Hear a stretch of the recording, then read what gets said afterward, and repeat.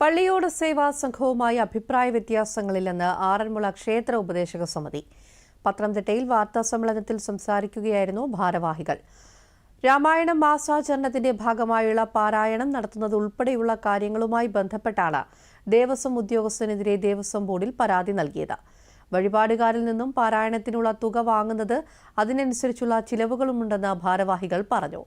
വള്ളസദ്യയുമായി ബന്ധപ്പെട്ട് കഴിഞ്ഞ തവണ ആചാരലംഘനമുണ്ടായ വിഷയത്തിൽ യാതൊരു പങ്കുമില്ലെന്നും ക്ഷേത്ര ഉപദേശക സമിതി പ്രസിഡന്റ് വിജയൻ നയമംഗലത്തും സെക്രട്ടറി ശശി കണ്ണങ്കേരിയും വാർത്താസമ്മേളനത്തിൽ പറഞ്ഞു.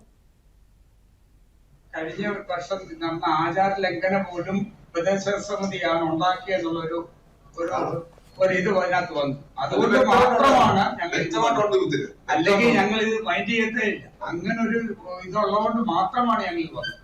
ഉപദേശസമിതിയാണ് നടത്തിയെന്ന് പറഞ്ഞാൽ ഉപദേശക സമിതിക്ക് എന്ത് കാര്യം അതിനകത്തൊരു കാര്യം. എല്ലാ ദിവസവും രാവിലെ 7 മണി കഴിയുമ്പോൾ രാമായണം പാരായണം തുടങ്ങും.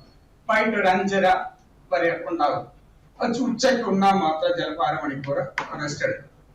അത് ഉച്ചവരെ ഉണ്ടായിരുന്നു. പിന്നെ നോക്കിയപ്പോൾ മൈക്ക് ഓഫ് ചെയ്തിരിക്കുന്നു. ആ സമയത്ത് ഞങ്ങളെല്ലാവരും അമ്പലത്തിലുണ്ട്. പക്ഷെ ഞങ്ങളോടൊന്നും ആലോചിച്ചില്ല. ഈ പറഞ്ഞ ഞാൻ അവിടെ ചെന്ന് ചോദിച്ചപ്പോഴാണ് എന്നോട് ഷൗട്ട് ചെയ്തോണ്ട് അദ്ദേഹം ഈ ഒരു സ്ത്രീ എന്ന് പറയാം, ഇവർക്ക് എന്തോ പ്രശ്നം തരുന്നത് എല്ലാവരും ഈ ഷൗട്ട് ചെയ്താ സംസാരിക്കുന്നത്. ഒരു രീതി സാമാന്യ ഒരു മാന്യമായിട്ടുള്ള രീതി സംസാരിക്കുന്നില്ല. ഒരു ഷൗട്ട് ചെയ്തുള്ള രീതി എന്തോ സ്റ്റാഫിനെയും ഭക്തജനങ്ങളെയും എല്ലാവരെയും ഒരേ രീതി കാണുന്ന ഒരു എത്ര നാളായി വന്നിട്ട്? ഒരു മാസം പോലും 1 മാസമായതേ ഉള്ളൂ.